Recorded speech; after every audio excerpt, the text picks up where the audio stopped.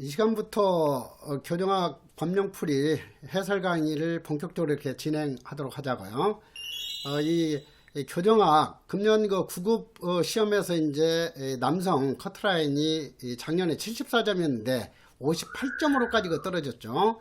그래서 그 원인을 분석을 해보니까 금년에 이제 교정학개론의 과락자가 대폭으로 증가했기 때문이다 하는 거죠.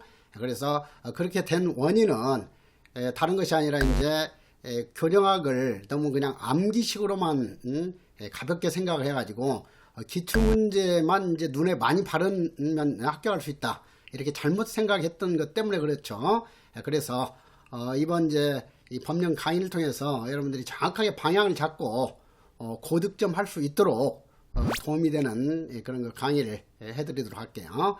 그래서 이번 이 유튜브 무료 강의는 학원 강의보다도 오히려 더욱더 자세하게 과외식으로 이렇게 진행이 될 거예요. 학원 강의 같으면은 딱 그 정해진 시간이 한정되어 있기 때문에 더 이상 자세히 이렇게 설명도 할 수 없었고 이런 부분들이 있었죠. 그래서 이번 강의를 통해서는 여러분들이 학원 강의에서보다도 더욱더 편하게 그리고 확실하게 공부가 될 수 있도록 이렇게 진행해 드리도록 할게요.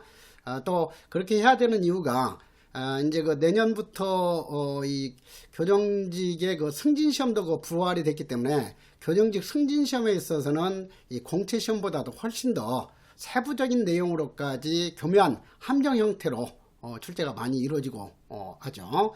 그렇기 때문에 그런 것까지 감안하면서 여러분들 강의를 진행해 드리도록 할게요. 자, 그러면은 이 책에 있어서 이제 그런 특징이라든가 이런 거 한번 보시면서 이 책에서 특히 특징 하게 되면은 이 단원별 OX 핵심 체크 핵심 문제를 통해서 이제 이 전 시간에 공부했던 내용을 실제 시험 선지가 어떻게 출제될 것인가 하는 관점에서 충분히 요약 정리를 해나갈 수 있도록 해준 거예요. 자, 그래서 그러한 것들을 항상 잘 활용하도록 하세요. 그때그때 강의 끝날 때마다 이 단원별 OX 핵심 체크를 통해서 확실하게 공부한 부분을 다져나가도록 하세요.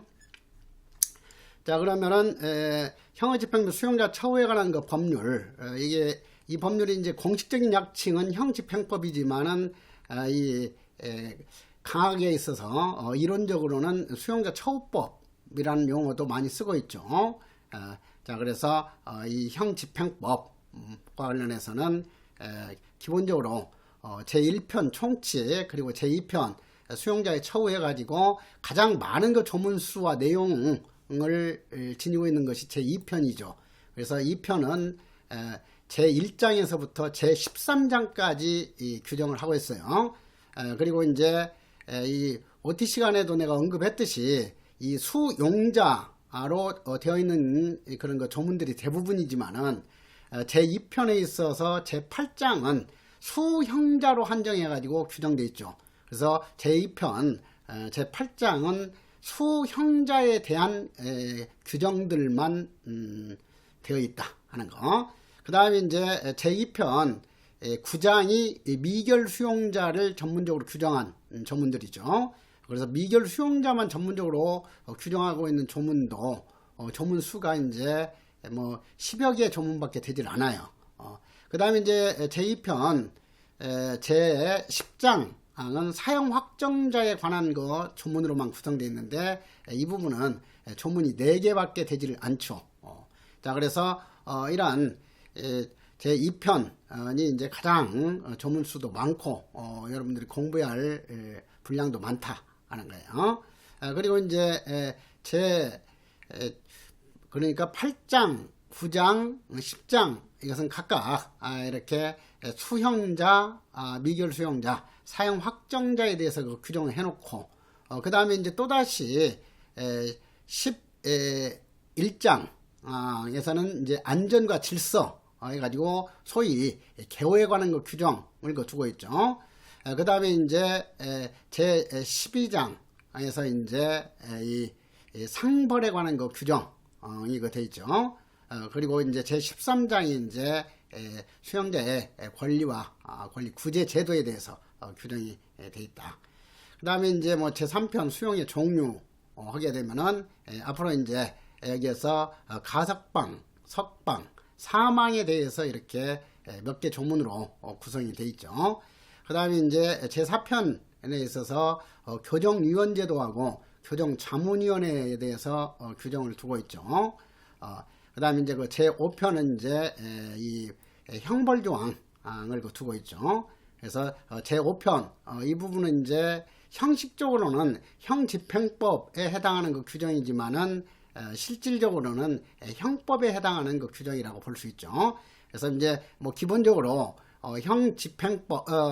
형집행법을 형식적 의미의 형집행법과 실질적 의미의 형집행법으로 구분하기도 하죠. 그랬을 때 여기 제1편부터 제5편까지 그 규정되어 있는 것은 내용과 상관없이 모두 형식적 의미의 형집행법의 범위에 포함되는 거고, 그 다음에 이제 벌칙 규정처럼 이 형식적으로는 형집행법에 포함되어 있지만은 그 규정 내용이 실질적으로는 형법 규정인 경우, 이런 경우에는 실질적으로는 형집행법이 아니라 실질적으로 형법 규정이라고 이렇게 볼 수 있는 거죠. 그래서 그냥 이런 것은 그 이론적으로 공부할 때 형집행법을 형식적 형집행법하고 실질적 형집행법으로 구분한다.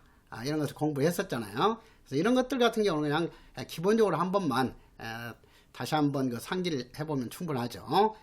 그 다음에 이제 형집행법 본격적으로 공부할 때 얘도 이제 그냥 무조건 그 조문 순서별로 이렇게 공부하는 것은 적합하지가 않아요. 체계를 세워가지고 먼저 이제 우선적으로 공부할 조문을 먼저 공부한 뒤에 그 다음에 관련 규정을 종합적으로 연결하면서 이렇게 공부하는 것이 가장 그 효율적이죠.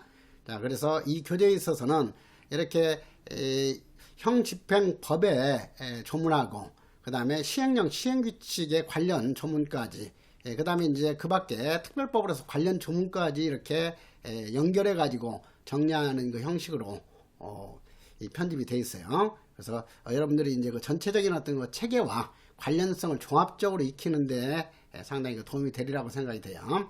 자, 그러면은 법 공부 들어갈 때 있어서도 먼저 이제 제2조부터 시작을 해야죠. 자, 그래서 2조에서는 가장 기초적인 개념을 그 규정을 하고 있다 하는 거. 그래서 이 법에서 사용하는 용어의 뜻과 관련해서 제2조 아주 그 중요하죠. 자, 그래서 제2조는 별표 3개 하세요.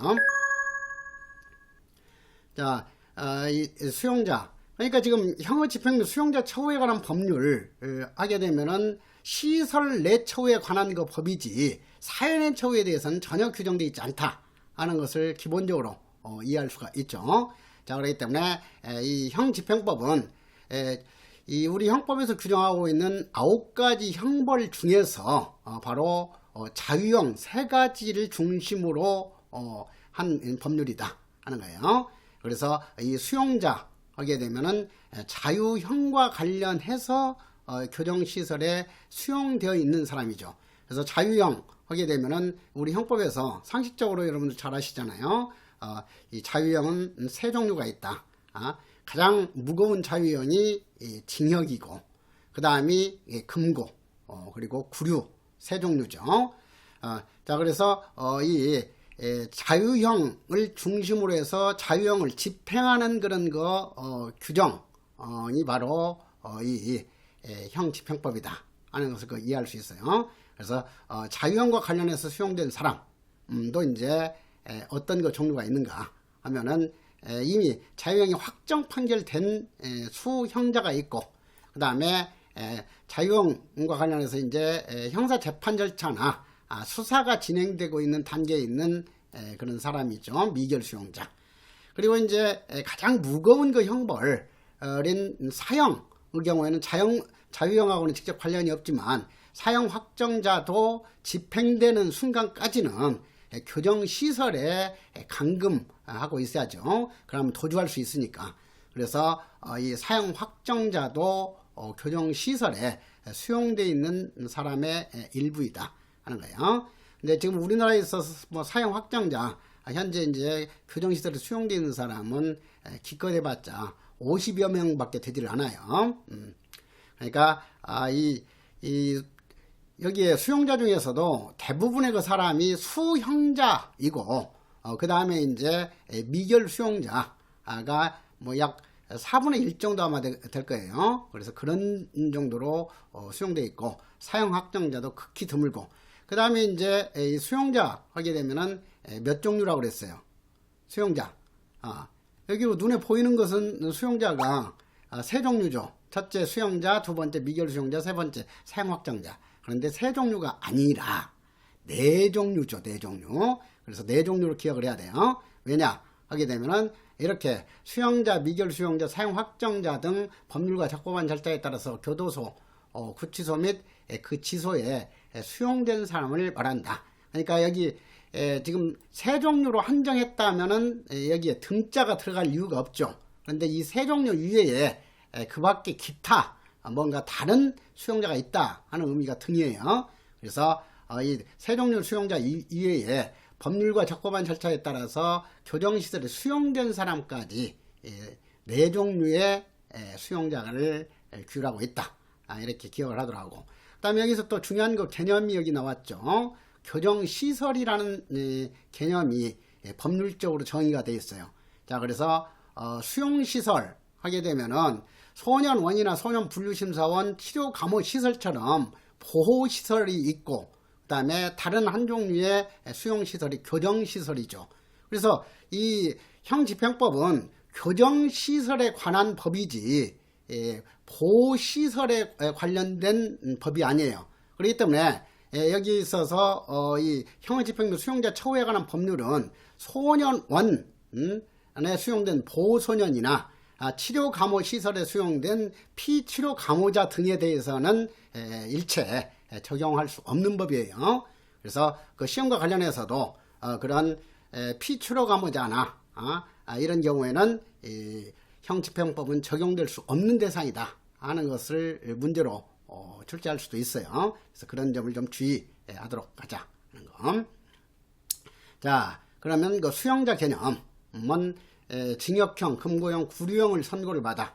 자, 이것도 항상 주의하라고 그랬죠. 선고를 받아가지고 이 징역, 금고, 구류형이 선고받으면은 곧바로 수용자가 되는 게 아니다 하는 거예요. 선고를 받았다 하더라도 이 3심까지 가가지고 확정이 돼가지고 확정돼요. 그래서 이게 수용자와 관련해서 가장 중요한 키워드는 확정이죠. 확정돼요. 교정시설에 그 수용된 사람. 그리고 이제 이 자유형과 관련해서 자유형이 확정돼가지고 교정시설에 수용된 사람도 수용자지만은 그 밖에 또 한 종류가 뭐냐 하게 되면은 처음에는 자유형이 아닌 재산형으로서 벌금과 과료가 선고됐는데 30일 이내에 납입하지 않았기 때문에 이런 거 재산형을 자유형으로 바꿔가지고 집행하는 대상이죠. 자, 그래서 이렇게 본질적으로 이 재산형이 확정이 됐는데 재산형 납부를 하지 않았기 때문에, 이행하지 않았기 때문에 형벌의 성질을 자유형으로 바꾼다는 의미에서 사용되는 용어가 뭐냐면 환형처분이에요. 거기서 환형이라는 것은 형벌의 형자, 바꿀 한자 써가지고 환형처분이죠. 그러니까 재산형을 자유형으로 바꿔가지고 집행하는 대상이다. 이거예요. 그래서 이 환형처분이 바로 노역장 유치명령을 하는 거죠. 그래서 노역장 유치명령을 받아가지고 교정시설에 수용돼가지고 그 벌금이나 과료액만큼 노동으로 때우는 그런 거 형집행을 받는 노역 수용자도 수용자에 해당이 된다 하는 거예요. 그래서 여기서 그 시험과 관련해서도 수용자란 징역형, 금고형 또는 구류형을 선고받아 그 형이 확정되어 교정시설에 수용된 사람을 말한다 하면은 O가 아니라 X. 이런 점을 좀 주의하죠. 그래서 그 함정 패턴을 항상 생각하면서 여러분들이 법조문을 분석적으로 접근해 나가도록 하라 하는 것을 다시 한번 강조드려요. 자, 그 다음에 미결 수용자죠. 자, 미결이라는 것은 다른 말로 말하면 안일미자 확정 판결 결자예요. 그러니까 확정 판결이 아니된 수용자 아니죠. 그러니까 형이 확정되기 이전 상태에서 수사나 재판을 받기 위해서 이 수용되어 있는 사람이죠. 자, 그래서 이 미결 수용자도 크게 두 가지 유형이 있다. 형사 피의자로서의 미결 수용자와 형사 피고인으로서의 미결 수용자다. 그래서 이제 여러분들은 이제 형사소송법을 공부했기 때문에 바로 형사 피의자에 대해서 구금시키는 그런 처분에는 두 가지가 있다.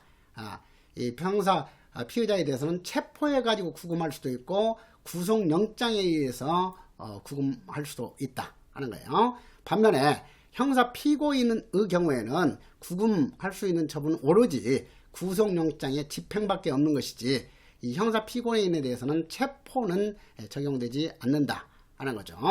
그 다음에 이제 기본적으로 여기서 피의자에서 이 피라는 것은 당할 피자죠. 그래서 여기서 범죄 혐의에 대해서 의심을 당하는 사람 이 뜻이잖아요. 형사 피의자는. 그 다음 피고인에 있어서 이 고자는 소송당할 고자예요. 소송을 당한 사람으로서. 그래서 피고라는 것은 바로 수사가 끝나고 이제 이 검사로부터 기소를 당한 때부터 형사 피고인 신분으로 바뀐다 했었죠. 자, 그래서 이런 것 같은 경우도 그냥 암기식으로 이렇게 기억하려고 하지 말고 이런 뜻을 지니고 있는 단어구나 하는 정도로 이해를 한다면은 응용력도 생길 것이고 암기 분량도 그만큼 줄어들면서 또 재미있게 공부할 수 있는 방법이에요. 자, 그 다음에 아까 말했듯이 사형 확정자의 경우에는 집행하기 위해서 집행한다면 어때요? 이 세상에 존재하지 않기 때문에 수용할 필요도 없는 사람이야. 근데 집행 이전 단계까지는 수용하고 있어야 된다. 근데 우리나라는 지금 1999년에 사형 집행한 후에 정확히 말하면 1997년인 것 같네요. 김영삼 정권에서 이제 이 사형 집행한 뒤에 김대중 정권 이후로는 사형 집행을 금지시켰죠. 그렇기 때문에 원래는 이 사형이 확정되게 되면 6개월 이내에 집행하도록 형사소송법에서 규정하고 있어요. 그런데 우리나라는 지금 사형을 실질적으로 집행하지 않고 있죠. 그래서 지금 사형 확정자 중에서는 20년 이상 이렇게 계속 자유형 수용자처럼 수용되어 있는 사람들이 있겠죠. 자, 그래서 이것과 관련해서도 우리나라는 지금 국제 엠네스티 기준으로 할 때, 국제 엠네스티, 국제 사면위원회 기준으로 할 때 실질적인 사형 폐지 국가에 속한다 하는 것도 상식적으로 알아둘 필요 있고, 또 형사정책 공부해야 할 사람들은 그런 부분들도 확실하게 알아둘 필요가 있죠. 그래서 이 사형 확정자는 일부 극히 일부분에 해당하는 숫자밖에 없기 때문에 조문 숫자도 많지가 않죠. 자, 그래서 사형 확정자의 경우에도 선고를 받아가지고 사형 선고받았다 그래서 확정자가 되는 게 아니라 문자 그대로 확정이 돼가지고 교정시설에 수용된 사람을 말한다 하는 거죠. 그 다음에 이제 이 제2조도 몇 년 전에 개정되기 이전에는 여기에 문구에 수용된 사람이 빠져 있었어요. 그러니까 예를 들면 이제 수용자란 징역형, 금고형 또는 구류형을 선고받아 그 형이 확정되어 교정실에 확정된 사람과 벌금 과료를 완납하지 아니하여 노역장 유치 명령을 받은 사람을 말한다. 이렇게 규정이 됐었죠. 근데 이제 확정됐다고 해서 지금 불구속 상태에서 확정이 됐다 하면은 확정된 순간 수용자가 되는 것이 아니죠. 교정시설로 들어와 가지고 감금돼 가지고 집행 들어가는 순간부터 이제 수용자 신분이 되는 거예요.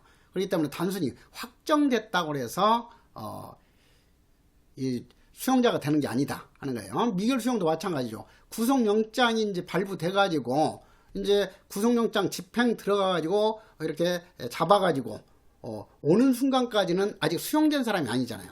그러니까 거기에서는 미결자이기는 하지만 수용자는 아니에요. 그래가지고 이제 교도소 정문, 교도소나 구치소 정문에 들어오는 순간부터 이제 이 미결 수용자로 신분이 바뀌는 거야. 그렇기 때문에 이제는 그런 점 때문에 개정을 해가지고 수용된 사람을 말한다 해서 수용까지 집어넣어가지고 완벽한 개념으로 만들었어요.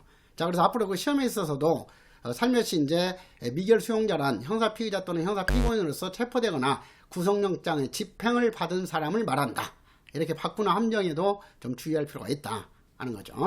자, 그래서 이전에 개정되기 이전 내용이기 때문에 항상 그 개정된 조문 가지고 시험 문제가 출제를 할 때는 개정되기 이전에 내용을 틀린 선지로 잘 출제를 해요. 그래서 항상 최근에 그 개정된 법조문, 이것은 개정되기 이전 조문하고 이렇게 대비시키면서 개정되기 이전 조문이 주로 틀린 정답 선지로 많이 출제된다.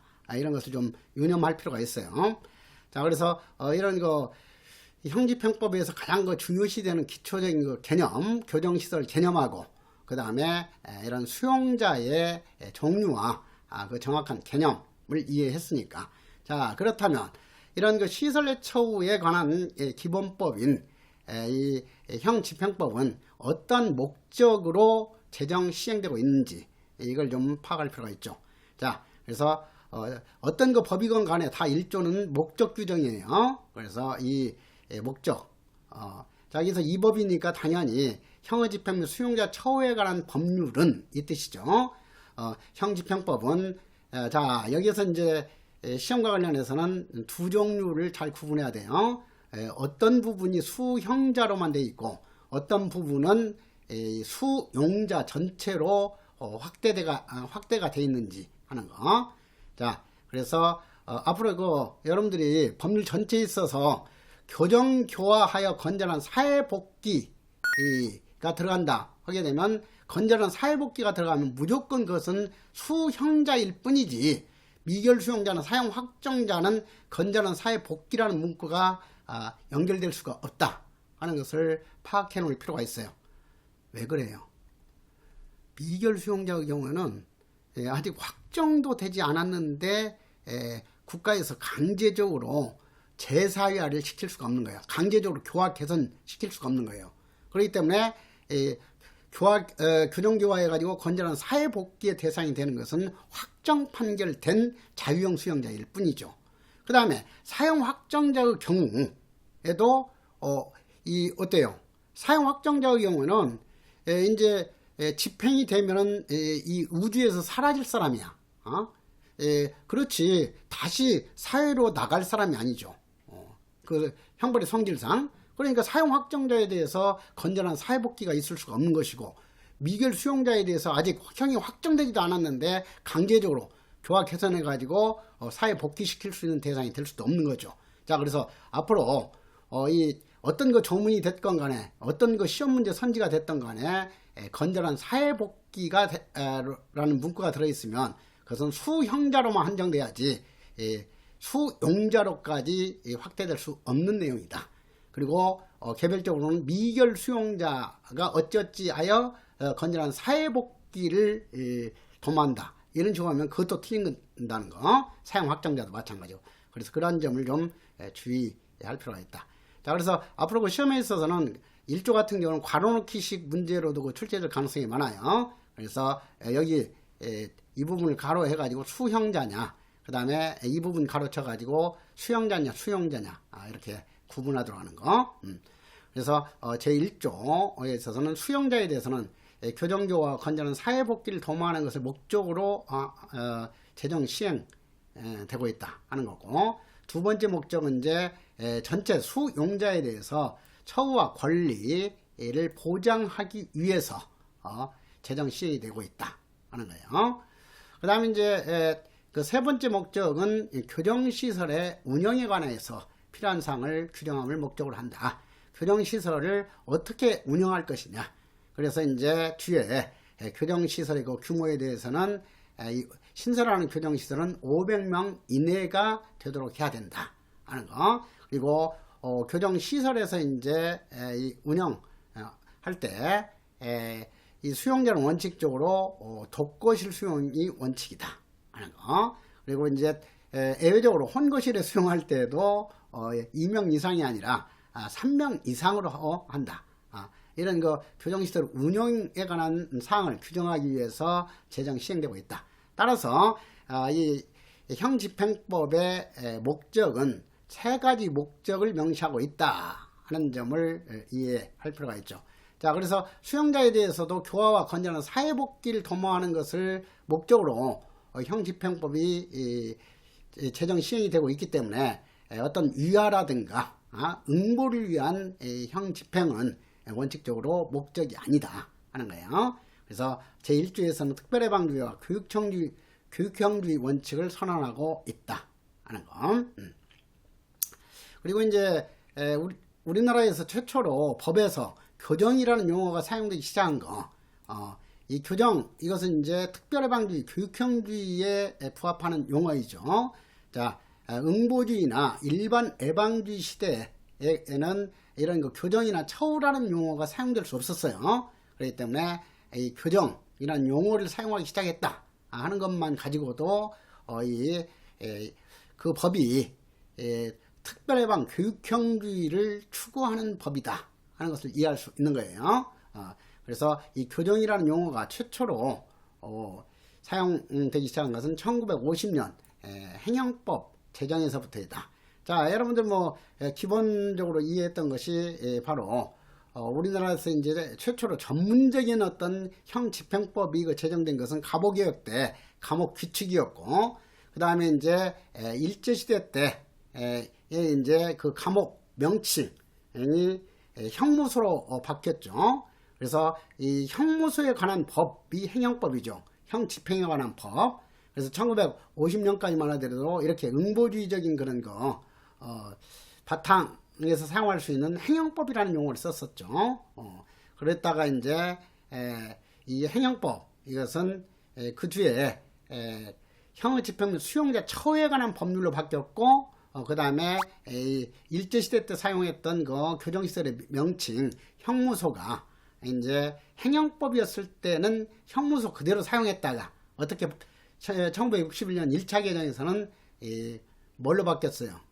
바로 교도소로 바뀌었죠. 그래서 이 교도소라는 명칭이 사용된 때하고 이 교정이라는 용어가 사용된 때 이것을 헷갈리도록 문제를 만들 수가 있으니까 교정이라는 용어는 1961년 제1차 행정법 개정 시부터 사용된 것이 아니라 교정이라는 용어는 50년 행정법 개정 시부터 사용했다 하는 거. 그 다음에 이제 이 교도소라는 명칭은 행정법 제정 시부터 사용한 것이 아니라 1961년 제1차 행정법 개정 시부터 사용하기 시작했다 하는 것을 이렇게 구분해서 알아두시도록 하세요. 그 다음에 이제 이 행정법이 형의 집행 및 수용자의 처우에 관한 법률로 바뀐 것, 이것은 이제 21세기에 와서죠. 2007년에 와서 이제 행정법이 이제 응보적인 색깔을 띤 법률 명칭이었기 때문에 21세기에 들어서는 이제 이 법률 명칭까지도 완벽하게 바꿨어요. 형의 집행 및, 집행만이 목적이 아니라 집행 및 수용자의 처우에 관한 법률. 그래서 처우라는 용어를 법률 명칭에서 이제 사용하기 시작했다 하는 거죠. 이 처우 하게 되면은 영어 원어로는 트리트먼트, 즉 치료라고 번역하기도 하고 하는데, 우리 그 교정 분야에서는 처우라는 용어로 번역해서 사용을 하고 있죠. 처우. 자, 그래서 이런 식으로 해가지고 여러분들이 앞으로 이제 체계적으로 이 공부를 해나가면은 이 법령 관련 문제가 아주 쉬우면서도 재미있고, 또 이제 이렇게 계속 반복적으로 훈련을 하다 보면은 출제자들이 아무리 뭐 조조와 같은 그런 그 꾀를 내 가지고 교묘한 매력적인 함정 지문을 만들어낸다 하더라도 여러분들은 그냥 곧바로 뭐 싱긋싱긋 웃으면서 이제 그 함정 패턴 이런 것이 잘 구분이 될 수 있도록 될 거예요. 그래서 이제 여러분들이 이렇게 분석적으로 공부하는 것은 바로 제갈공명의 지혜를 터득해 나가는 과정이다. 이렇게 나는 설명을 해요. 그러니까 조조의 깨를 내 가지고 뭐 함정을 설치한다고 하더라도 제갈공명의 지혜를 터득하게 되면은 그런 어느 부분에 어떤 함정이 어떤 패턴으로 이렇게 존재할 것이다, 이런 것을 미리미리 감지할 수 있기 때문에 이 법령 관련 문제가 오히려 아주 쉽게 풀리는 그런 거 문제가 될 거예요. 자, 그래서 이런 거 해설 같은 경우는 자세히 해놨으니까 여러분들이 항상 한 번 정도는 확실하게 좀 정리하고, 그 다음에 해설 중에서도 시험에 출제될 가능성이 높다고 했던 부분들은 형광펜으로 밑줄 그어가지고 그렇게 확실하게 숙지를 해놓도록 하세요.